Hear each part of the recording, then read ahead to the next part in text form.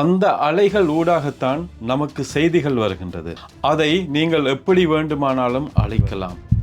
அதனால் இன்றிலிருந்தே இந்த எதிர்மறை சக்தியை கொஞ்சம் கொஞ்சமாக அகற்ற பாருங்கள். இந்த எதிர்மறை சக்தியிலிருந்து நீங்கள் விடுபடும் போது தெளிவடைவீர்கள். ஞான பாதையை நோக்கி நீங்கள் நகரத் தொடங்க. அமைதியாக இருங்கள். அமைதியாக இருந்தால் இந்த உலகை தெளிவாக பார்க்க.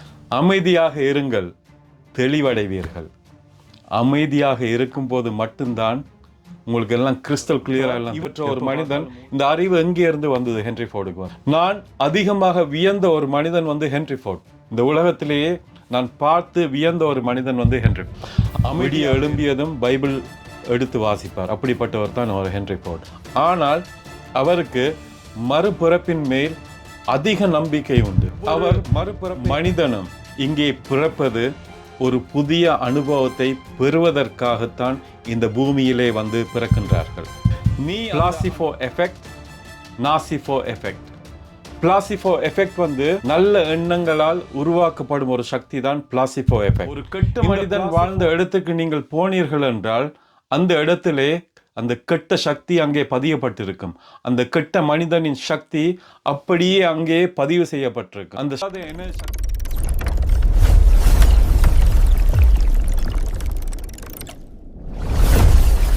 ஹாய், வணக்கம் எல்லோருக்கும். நான் சுரேஷ்குமார். உங்கள் அனைவரையும் சந்திப்பதில் பெருமக்கள். நீ இங்கே ஏன் பிறந்தாய் தெரியுமா?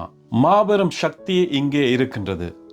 அந்த சக்தி தான் மூளைக்கு அலைகளை அனுப்புகின்றது. அந்த அலைகள் ஊடாகத்தான் நமக்கு செய்திகள் வருகின்றது. அதை நீங்கள் எப்படி வேண்டுமானாலும் அழைக்கலாம். படைப்பின் பரிணாமம், உலக மனம், அறிவு தொகுப்பு, தெய்வீக மனங்களுக்கிடையே எண்ணங்களை பரிமாறிக்கொள்ள முடியும். எண்ணங்கள் என்பது மிகச்சிறிய உயிர்களின் தொகுதி. அது எப்பொழுதும் நம்மை சுற்றி கொண்டே இருக்கும். ஒரு சில இடங்களுக்கு போனீங்களா அங்கே எண்ணங்கள் இருக்கும். ஒரு நல்ல மனிதன் அங்கே வாழ்ந்திருப்பார். அந்த நல்ல மனிதன் வாழ்ந்த எண்ணங்கள் அங்கே பதிவு செய்யப்பட்டு, எண்ணங்களை ஒரு நாளும் அங்கே பதியப்பட்டுள்ள எண்ணங்களை ஒரு நாளும் எதுவும் அழிக்க முடியாது. அந்த எண்ணங்கள் அங்கே அப்படியே தான் இருக்கு. அது ஒரு எனர்ஜி வடிவத்தில். நல்ல எண்ணங்கள் உள்ள மனிதர்கள் வாழ்ந்த இடத்துக்கு போனீங்கன்னா அங்கே நீங்கள் மகிழ்வாக உணர்வீர்கள். ஒரு கெட்ட மனிதன் வாழ்ந்த இடத்துக்கு நீங்கள் போனீர்கள் என்றால் அந்த இடத்திலே அந்த கெட்ட சக்தி அங்கே பதியப்பட்டிருக்கும். அந்த கெட்ட மனிதனின் சக்தி அப்படியே அங்கே பதிவு செய்யப்பட்டிருக்கு. அந்த முற்றுகையிட்டு அவரை அழிப்பதிலே அந்த சக்தி இல்லாவிட்டால் அவருக்கு பாரிய நோய்களை கொடுப்பதில் அந்த கெட்ட சக்தி தொழில்படும். Placebo effect, nocebo effect. Placebo effect நல்ல எண்ணங்களால் உருவாக்கப்படும் ஒரு சக்தி தான் பிளாசிபோ எஃபெக்ட். இந்த பிளாசிபோ எஃபெக்ட் மூலம் உங்கள் உடலில் உள்ள நோய்களை கூடி நீங்கள் குணப்படுத்த முடியும். Nocebo effect, nocebo effect. இந்த நாசிபோ எஃபெக்ட் என்பது கெட்ட எண்ணங்களின் சக்தி தொகுப்பு. இந்த கெட்ட எண்ணங்கள் உங்களுக்கு நோய்களை உண்டு பண்ணும். உங்களை மகிழ்ச்சி இல்லாத ஒரு தன்மையை உருவாக்கும். மனித செய்யப்படுகின்றது. தேசபக்தி என்ற ஒரு வார்த்தை மூலமாக ஒவ்வொரு மனிதனின் மூளையும் இங்கே செலவை செய்யப்படுகின்றது. போரில் கலந்து கொள்வதுதான் தேசபக்தியா? போர் வேண்டாம் என்று சொல்பவன் தான் சிறந்த தேசபக்தன். அவன்தான் சிறந்த மனிதனும் கூட. எங்கே ஒரு நாட்டிலே அமைதி இருக்கின்றதோ அதுதான் சிறந்த நாடு. எந்த நாட்டிலே போர்களை வேணாம் என்று சொல்கின்ற மக்கள் இருக்கின்றார்களோ அவர்கள்தான் சிறந்த மனிதர்கள். போர் ஒரு மனித உயிரை கொலை செய்யக்கூடியது. அதை ஒரு நாளும் ஆதரிக்க வேண்டும். என் நாட்டு மக்கள் இரத்தம் சிந்துவதை ஒரு நாளும் நான் விரும்ப மாட்டேன். நீ இங்கே ஏன் பிறந்தாய் தெரியுமா? யார் மனிதனும் இங்கே பிறப்பது ஒரு புதிய அனுபவத்தை பெறுவதற்காகத்தான் இந்த பூமியிலே பிறக்கின்றார்கள். நீ அந்த அனுபவத்தை பெற்றதும் இறந்து போகின்றாய். இந்த பூமியில் பிறக்கின்றாய், உனக்கு அனுபவம் கிடைக்கின்றது. அந்த அனுபவம் கிடைத்தவுடன் நீ இந்த பூமியை விட்டு பிறகு நீ அனுபவங்களின் தொகுதியாக வளர்ந்து கொண்டிருக்கின்றாய். இதுதான் உன் உயிரின் ஊர்வலம். இதை சொன்னவர் யார் தெரியுமா? ஹென்றி ஃபோர்ட் அவர்கள். அனுபவங்களின் தொகுதியாக அந்த மனிதன் வளர்ந்து கொண்டிருக்க. இதுதான் உயிரின் ஊர்வலம் என்று அவர் அதற்கு விளக்கம் கொடுத்திருக்கிறார். ஹென்றி ஃபோர்ட் ஒரு கிறிஸ்தவர். அவர் டெய்லி பைபிள் வாசிக்கக்கூடிய ஒரு மனிதர். விடிய எழும்பியதும் பைபிள் எடுத்து வாசிப்பார். அப்படிப்பட்டவர் தான் அவர் ஹென்றி ஃபோர்ட். ஆனால் அவருக்கு மறுபிறப்பின் மேல் அதிக நம்பிக்கை உண்டு. அவர் மறுபிறப்பை பற்றி நிறைய விஷயங்களை கூறியிருக்கார். அவருடைய வாழ்க்கையிலேயே பல சம்பவங்கள் நடந்திருக்கு.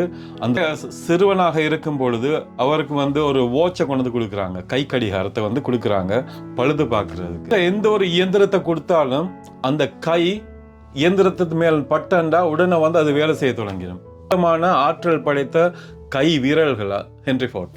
அவர் 12 வயசுலேயே ஒரு கை கடிகார திருத்துவதிலே ஒரு எக்ஸ்பர்ட் ஆகின்றார். ஒருவர் அவரிடம் கை கடிகாரத்தை கொடுத்து பழுது பார்க்க கொடுக்கின்றார்.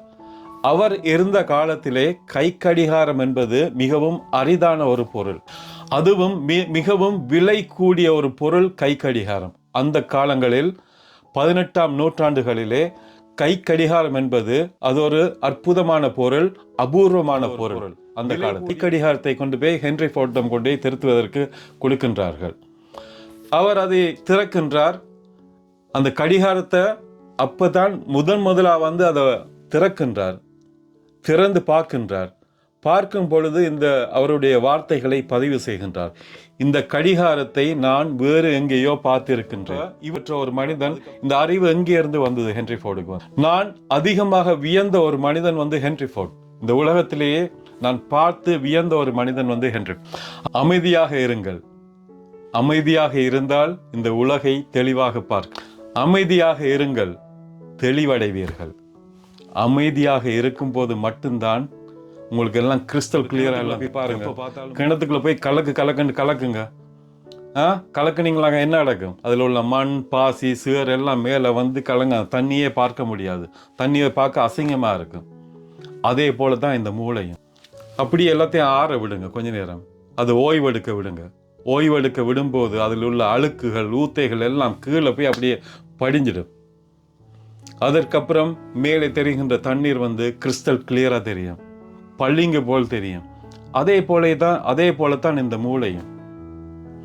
உங்களுக்கு என்னதான் பிரச்சனை வந்தாலும் அமைதியா இருங்க. அமைதியாக இருக்கும் போது நீங்கள் தெளிவடைவீர்கள். உங்களுக்கு அந்த பிரச்சனை விளங்கும். அதிலே இருந்து விலகுவீர்கள்.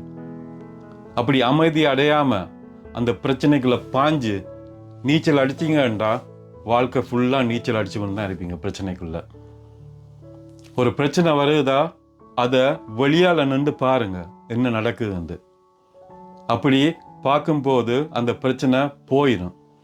ஒரு பிரச்சனை வரும்போது அந்த பிரச்சனைக்குள்ள போகாதீங்க. அப்படி பிரச்சனைக்குள்ள போறதுக்கு நிறைய மக்கள் இருக்காங்க, அவங்க போய்கொள்வாங்க. அந்த எதிர்மறை சக்தி உள்ள மக்கள் அந்த பிரச்சனையை விரும்புபவர்கள். அவர்களுக்கு பிரச்சனை இல்லாமல் நித்திரை கொள்ள முடியாது. அது உங்களை கொண்டு போய் விடும்.